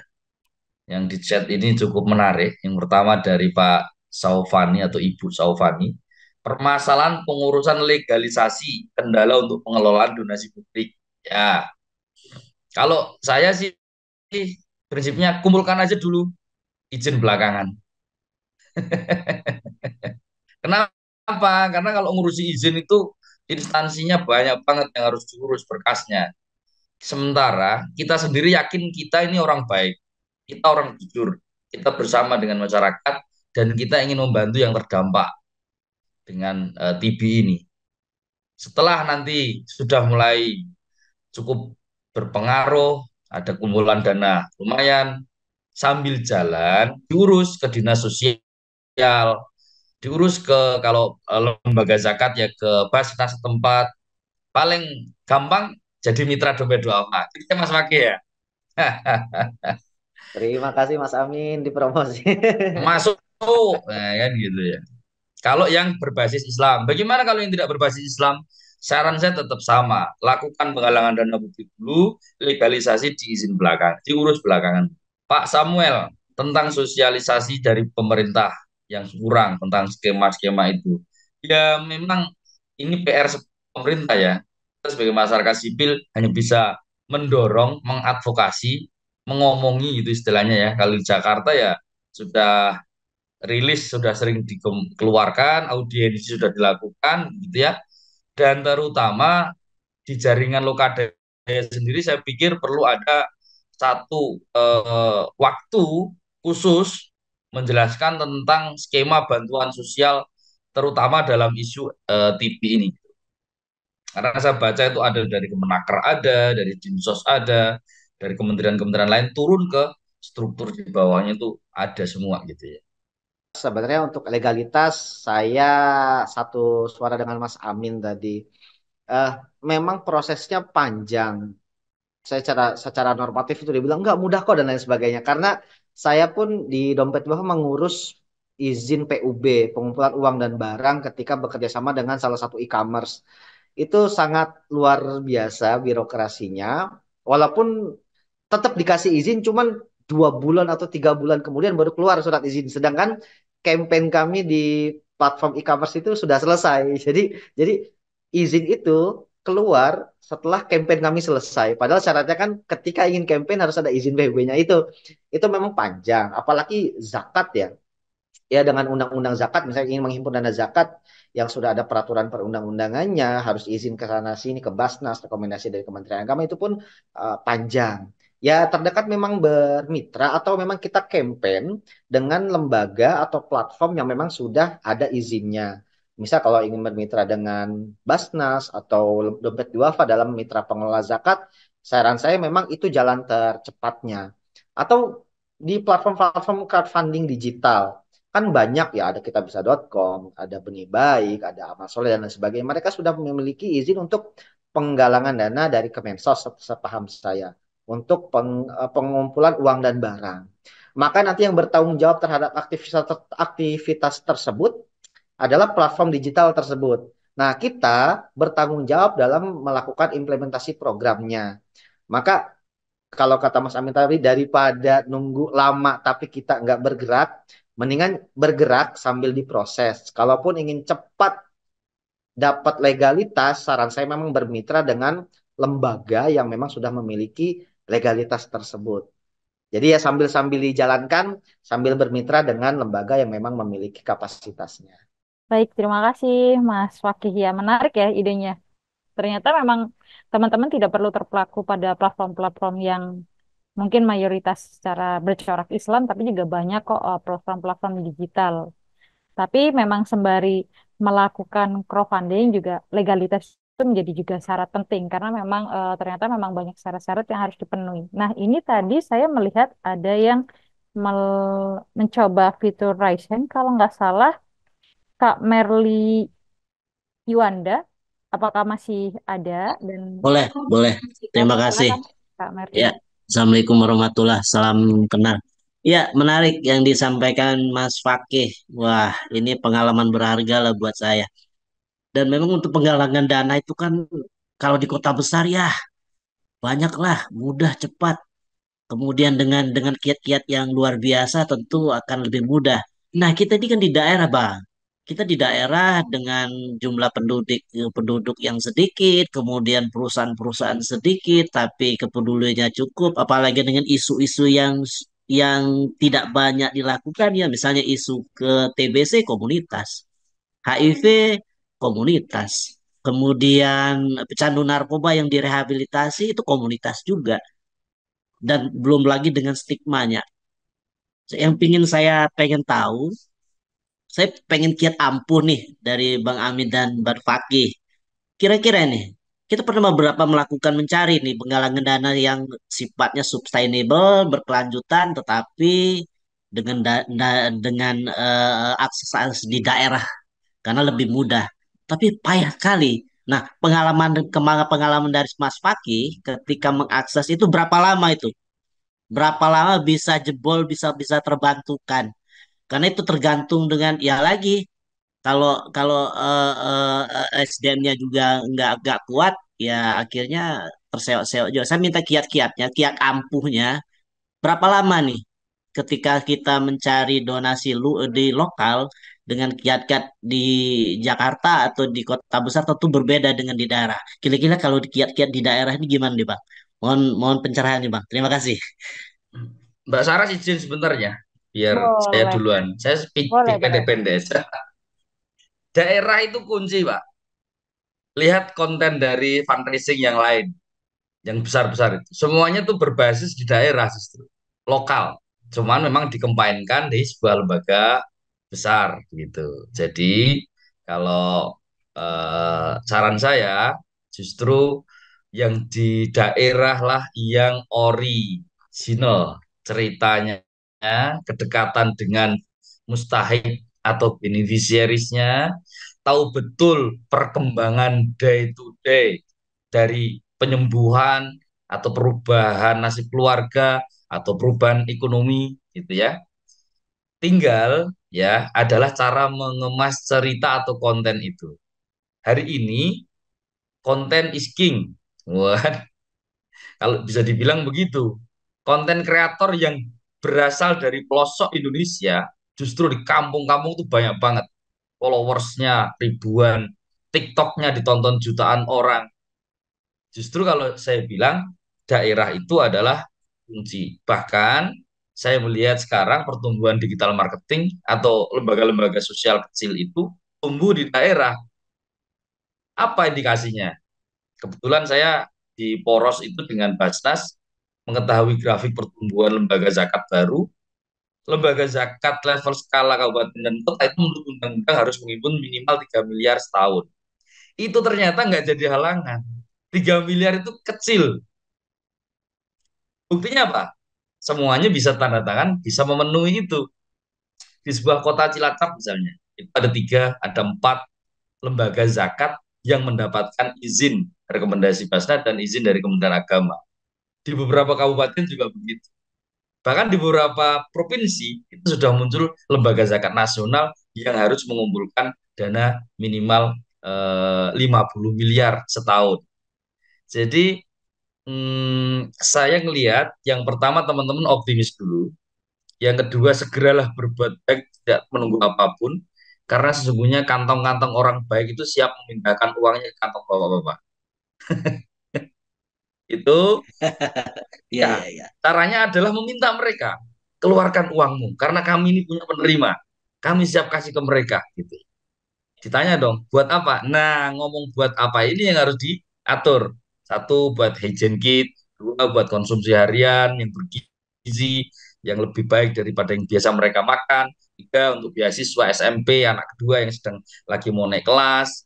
Tiga, empat, untuk perubahan kamar lebih sehat karena mereka 6 bulan nggak bisa keluar rumah. Ini 4 cerita aja itu dibikin konten, kemudian dibikinkan beberapa titik. Karena dalam satu kabupaten misalnya 10-15 titik itu udah pasti kisahnya sama. Kira-kira seperti itu, sedikit menjawab Pak Merli. Silakan Mas Fakih, apa Terima namanya, kasih. mengelaborasi lebih dalam. Ya, izin nyambung Mbak Saras ya, menanggapi Boleh, Pak. Mas Fakih. Saya sedikit berbagi pengalaman Pak. Jadi faktanya Pak, banyak NGO, LSM, ataupun ya komunitas di daerah yang justru berpeluang lebih tinggi bekerja sama dengan perusahaan yang ada di kota besar Pak. Jadi kita boleh berada di daerah, tapi peluang kita bekerja sama dengan stakeholder di luar sana itu sangat besar.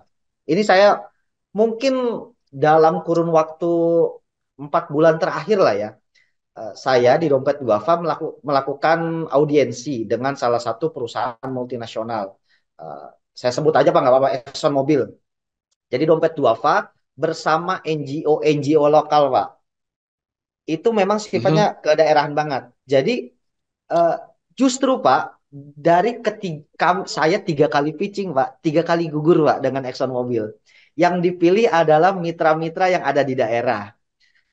Misal yang di daerah Lamongan itu di, saya lupa, Kecamatan Jenu kalau nggak salah ya, di Tuban, di Tuban.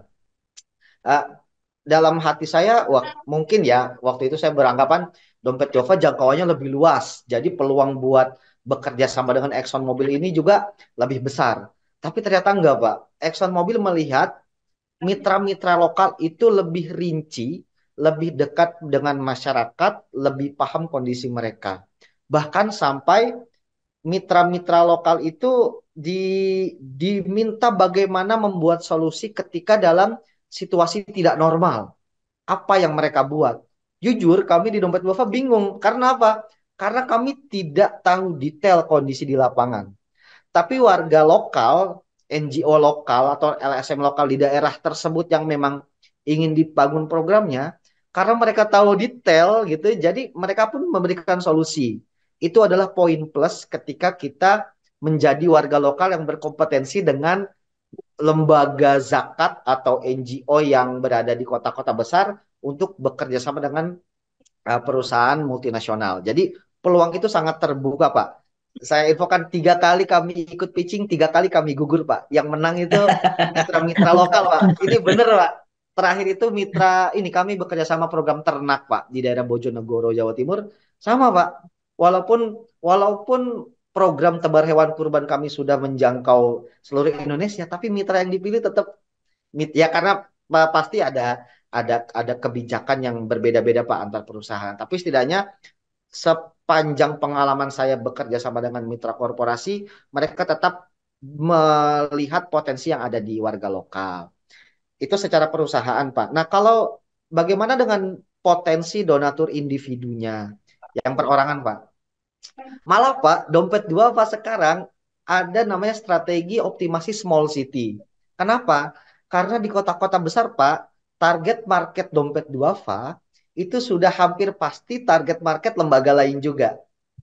Contoh saya, Pak, lagi buka Instagram nih, itu saya ketembak ads Instagram itu ada Dompet Duafa, ada lembaga A, lembaga. Jadi saya ini menjadi target market lembaga lain juga. Tapi di small city belum banyak orang yang menyentuh. Riset kami banyak para calon-calon potensial donor di kota-kota kecil itu justru belum teredukasi tentang zakat, belum teredukasi tentang program kesehatan dan lain sebagainya. Justru terbalik nih Pak. Dompet Duafa sedang menyasar small city, ya jadi saling melengkapi Pak. Mungkin Pak Merli dengan kekuatan di daerahnya bisa menyasar big city, Dompet Duafa bisa menyasar small city karena potensi itu pun ada di daerah Pak. Jadi sama-sama Pak, mudah-mudahan kita Baik, baik, baik, dimudahkan Pak dalam mencapai peluang-peluang yang ada tadi. Demikian baik, dari saya baik. Mbak Saras. Terima kasih. Artinya kiatnya harus jangan berhenti terus ya, harus hajar terus ya. Iya Pak, sekali-kali Pak Terima kasih. main-main ke ini Siap, Pak, main-main ke perusahaan-perusahaan multinasional siap, Pak. siap. Terima kasih. Ya, baik, terima kasih. Jadi saya ngelihatnya tuh sebenarnya ada pertanyaan yang sama ya dari Forum Masyarakat Peduli Lampung Barat lagi. mereka bertanya bagaimana sih NGO lokal itu bekerja sama dengan perusahaan. Memang jawabannya yang pertama harus optimis, kedua adalah soal bisa melihat secara konteks lokal apa sih yang menjadi kebutuhan dan ketika kalau ada masalah begitu di luar kendali, mereka make sure tahu engagementnya seperti apa gitu. Dan mungkin yang ini menjadi perhatian khusus adalah teman-teman ini memang satu bisa jadi apakah sudah bukan pitching dengan pentahelix yang ada begitu, membangun kolaborasi yang ada. Jadi tidak hanya berdiri sendiri sebagai satu NGO atau satu komunitas gitu. Sehingga menjadi penting bahwa oh ini membangun kekuatan bersama kok ketika ngomongin penggalangan dana secara publik. Atau misalkan Lempe nih satu kali pitching kemudian udah ini pasti susah karena ngelihatnya peluangnya udah ngelawan banyak multi platform yang udah terkenal kali ya gitu. Sehingga memang selain ilmunya tadi memang mungkin kualitas pitching yang diperlukan yang benar-benar memahami secara asesmen khususnya per daerah itu kebutuhannya seperti apa gitu ya Kak Merli. Nah, mungkin ada yang mau nanya lagi atau mau ngasih tanggapan, silakan dipersilakan menggunakan fitur raise hand terlebih dahulu atau misalkan ada yang belum puas nih dengan jawabannya Cak Fakih, Cak Amin boleh nanya, nanya lagi atau memberikan tanggapan, silakan. Oke, terima kasih Mbak Sarah. Gini nih maksudnya, jadi kita lembaga yang untuk penanganan atau soal tuberkulosis ya. Jadi kita kendala kita sih yang pertama seperti yang saya bilang tadi, permasalahan izin. Yang kedua juga bagaimana orang yang mau memberikan donasi ke kita itu percaya gitu. Kepercayaan publiknya itu yang kita sering tidak mendapatkan itu. Maksudnya, apakah lembaga-lembaga filantropi ini bisa memberikan rekomendasi ke lembaga-lembaga yang menjalankan masalah penanganan atau penanggulangan TB ini agar mereka yang akan memberikan donasi ke kita itu percaya gitu bahwa memang kita punya niat yang baik untuk menyalurkan ini untuk ke eliminasi tuberkulosis ini. Jadi seperti itu. Udah, Oke. terima kasih Mbak Safani. Nah, mungkin ini siapa yang mau jawab dulu? Mas Fakih atau Mas Amin? Mas Amin kali, Mas Amin kayaknya Simple lebih ya. siap. Monggo Mas Enggak, Amin saya dulu. gini aja. Lembaga yang tidak biasa melakukan sesuatu memang tidak akan seketika dilihat atau didengar orang. Jadi memang ini yang disebut dengan unique selling proposition tadi itu. Itu termasuk berlaku juga pada portofolio atau brand atau jejak rekam jejak dari lembaga. Bila selama 4 tahun hanya mengandalkan lembaga donor misalnya, kemudian di tahun kelima itu langsung melakukan penggalangan dana publik, itu harus ada transformasi minimal 2 tahun.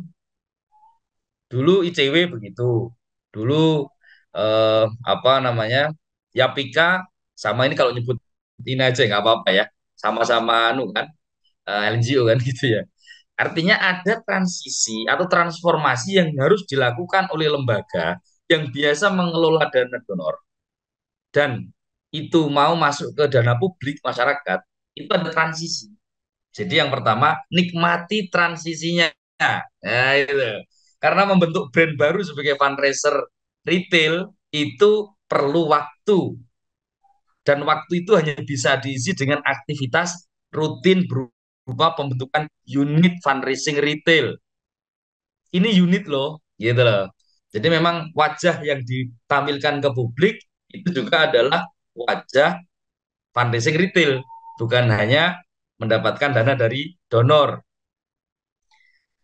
Yang kedua, salah satu solusinya adalah nempel ke lembaga yang sudah biasa melakukan fundraising. Salah satunya DD misalnya seperti itu. Sehingga nanti itu menjadi kolaborasi atau co-brand. Misalnya di proposalnya itu muncul logo Yapemas dengan DD misalnya seperti itu contoh. Ya kan? Proposal maju kepada korporat. untuk mengakses dana CSR misalnya, atau kepada publik gitu. Jadi nanti trusted publiknya kepada dompet duafa karena sudah portofolionya 30 tahun, implementornya nanti adalah Yapemas. Gitu. Tapi co-brand sama-sama dirumuskan bareng materi kampanyenya, kemudian apa namanya pengelolaannya sampai pada implementasi. Mungkin begitu Mbak Saras jawaban singkat saya. Silakan Mas Fakih. Ya, betul. Untuk proses bertumbuh memang butuh waktu. Nah, kalau berkaca dari slide yang tadi kita bahas, jika ingin bertumbuh di awal, maka lakukanlah pertama membuat tagline dan lakukan edukasi. Edukasi ini adalah dalam bentuk pengenalan. Siapa sih kita? Apa saja sih program kita? Buatlah portofolio program dari dana-dana memang yang sudah kita dapatkan. Dan Dompet Duafa pun tidak sedikit bekerja sama dengan NGO-NGO lokal justru. Karena lembaga-lembaga seperti Dompet Duafa, mungkin Rumah Zakat atau dan lain sebagainya memiliki keterbatasan SDM juga. Dan sebagai perpanjangan tangan penyaluran program, kami biasanya memang bekerja sama dengan NGO lokal yang memang menguasai medan tersebut.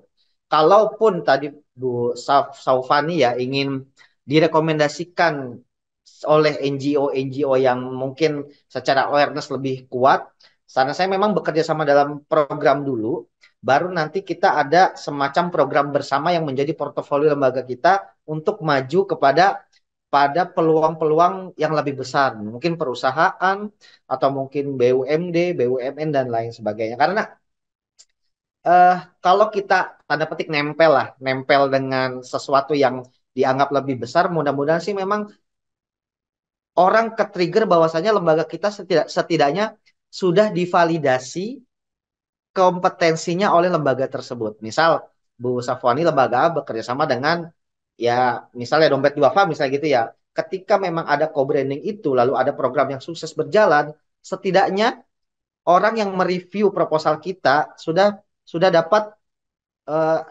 sudah dapat validasi dari Dompet Duafa yang sebelumnya bekerja sama dengan lembaga kita. Jadi sangat terbuka juga Bu kalau misalnya ada program proposal yang perlu disampaikan ke Dompet Duafa untuk kita kolaborasi.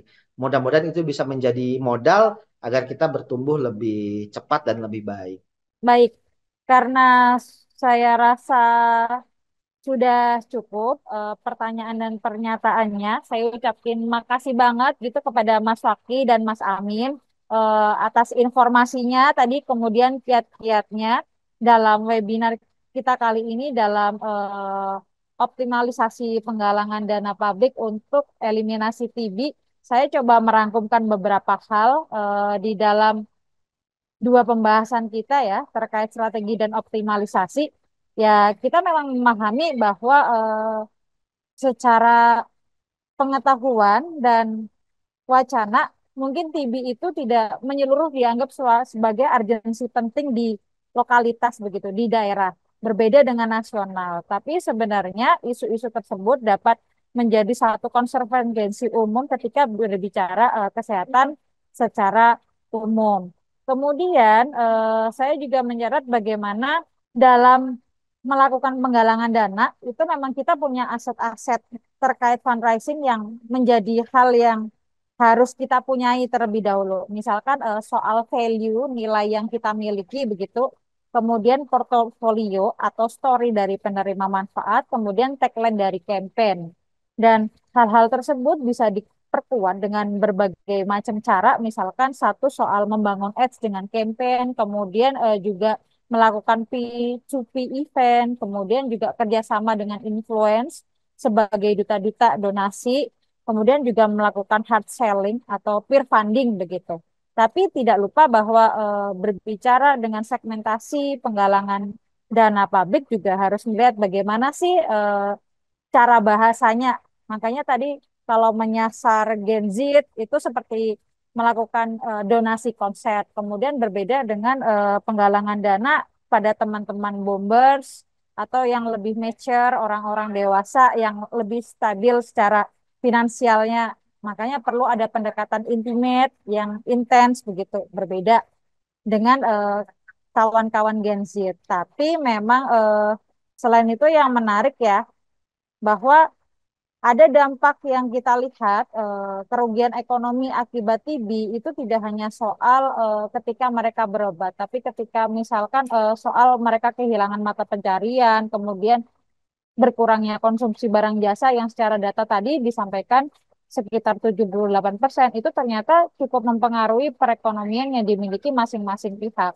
Maka hal tersebut itu sebenarnya bisa menjadi satu hal tools yang bisa digunakan ketika kita memberikan bantuan.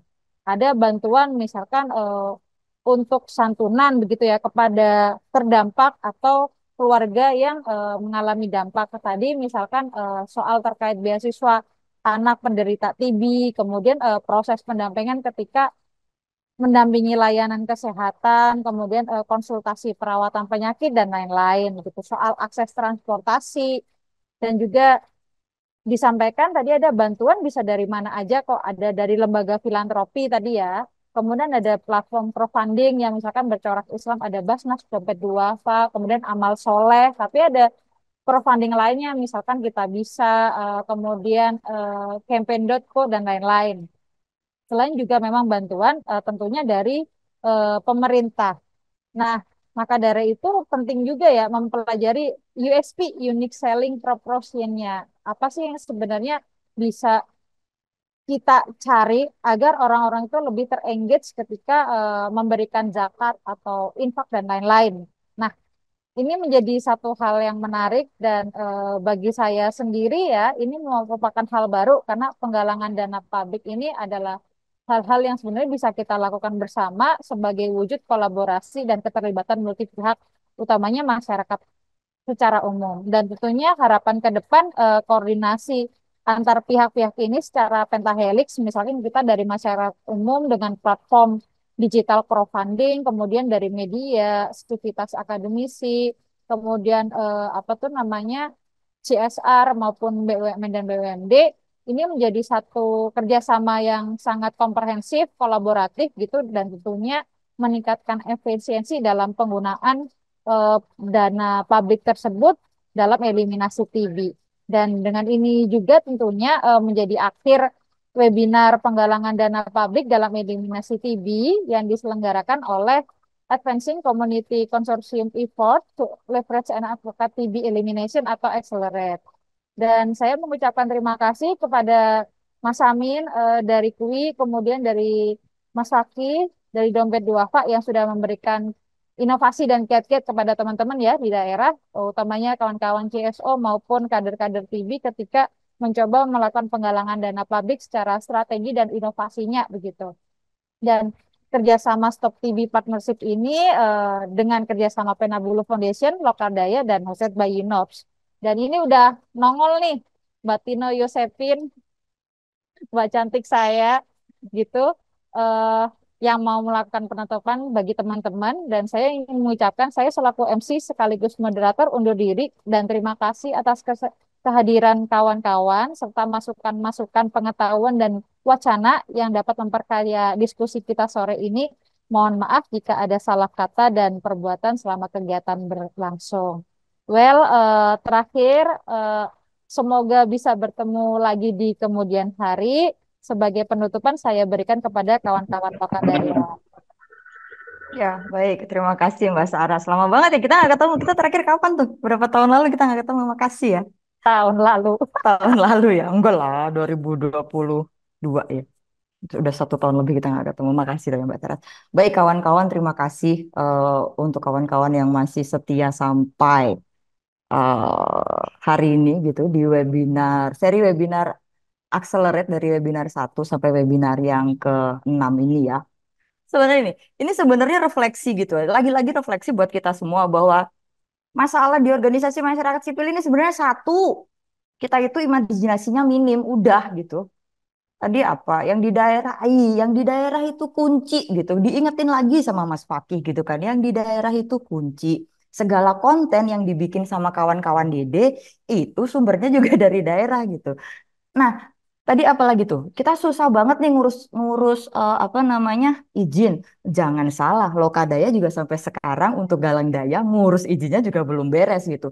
Tapi ketika sudah ada PUI, ketika sudah ada dompet duafa yang tadi Mas Fakih sudah dengan terbuka loh gitu kan menyampaikan ke kita semua bahwa silakan datang dengan proposal gitu. Kalau saya hubungi Mas Fakih datang dengan tawaran kolaborasi.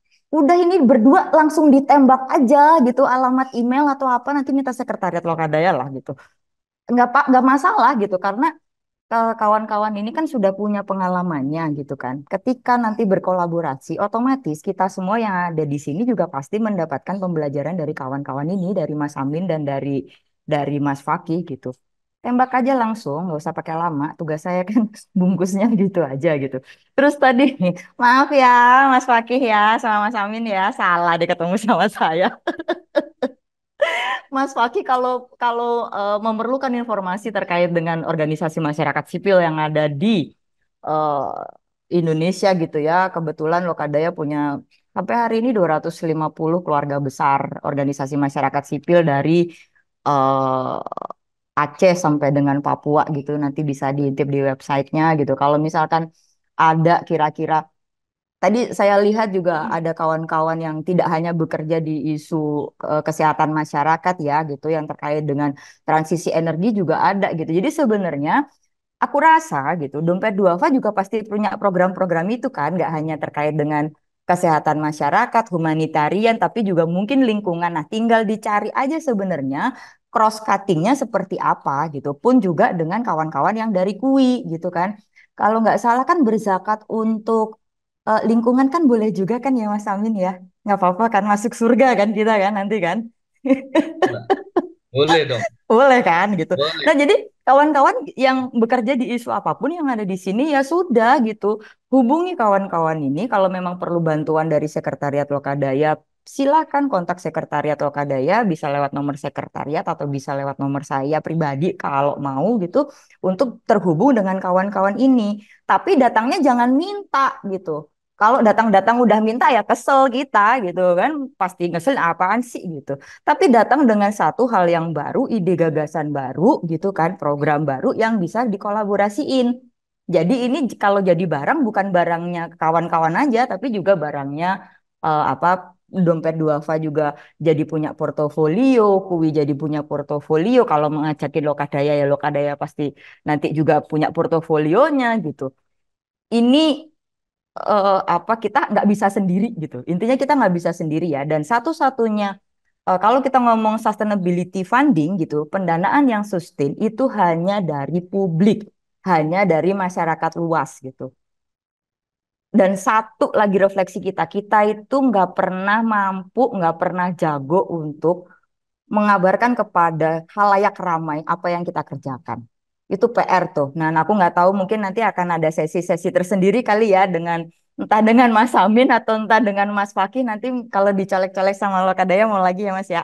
Nanti terkait dengan bagaimana kita kemudian mengemas apa yang sebenarnya yang kita kerjakan gitu. Produk-produk kita itu sebenarnya apa saja sih gitu. Terus apalagi tadi ya, oh bagaimana juga kemudian organisasi masyarakat sipil bekerja dengan perusahaan itu juga pasti ada trik-triknya sendiri kita nggak bisa langsung selesaikan di sini gitu ya. Sekalian menginformasikan saja mumpung saya dikasih kamera sama Anton. Lokadaya di dalam kami sedang mempersiapkan di tahun ini dan 4 tahun ke depan itu akan ada serangkaian seri peningkatan kapasitas untuk organisasi masyarakat sipil yang kurang lebih tematiknya ada 5 dan salah satunya adalah mobilisasi sumber daya gitu ya. Jadi kawan-kawan mohon bersabar, sekretariat saat ini sedang mempersiapkan kurikulum dan apa namanya kurikulum modul dan lain sebagainya yang nanti akan mulai kita kerjakan lah ya seri-serinya itu. Hmm, Kami akan mencoba untuk mempercepatnya gitu. Kalau nggak salah Anton sudah siap nih di akhir Februari kurang lebih kita akan memulai seri yang terkait dengan mobilisasi sumber daya. Kita akan coba tarik di awal gitu.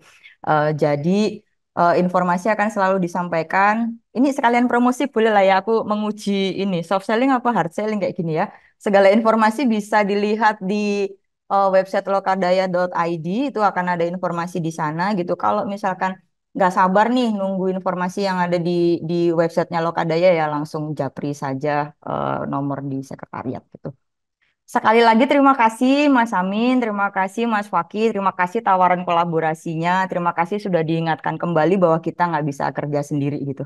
Nggak bisa, berat kalau kerja sendiri, apalagi kalau ngomong TB, waduh, kita nggak bisa kerja sendiri. Dan di isu-isu yang lain kita juga nggak bisa kerja sendiri. Sekali lagi terima kasih kawan-kawan. Kayaknya agak, kalau saya tuh selalu kebagian nutup acara gitu. Cuman kalau nutup itu saya selalu sedih gitu ya. Eh, di seri Accelerate terkait dengan eliminasi TB berbasis komunitas akan selesai memang di seri ke-6 ini, tapi kawan-kawan kita masih akan ada kegiatan-kegiatan yang lain yang mohon maaf sampai saat ini masih harus dilakukan secara daring supaya lebih efektif. Mungkin Dompet Duafa mau itu kali berkolaborasi sama Lokadaya untuk pertemuan yang luring gitu Mas, lumayan lah 250 organisasi Mas. Insya Allah Mbak Tino siap. Amin, ayo diaminin dong biar kita bisa ketemu secara luring. Baik, sekali lagi terima kasih, sampai ketemu lagi di seri-seri yang lainnya. Mbak Saras, terima kasih, nanti kita japri-japrian ya. Sehat-sehat selalu dan tetap bersemangat, Indonesia masih membutuhkan kita semua. Terima kasih.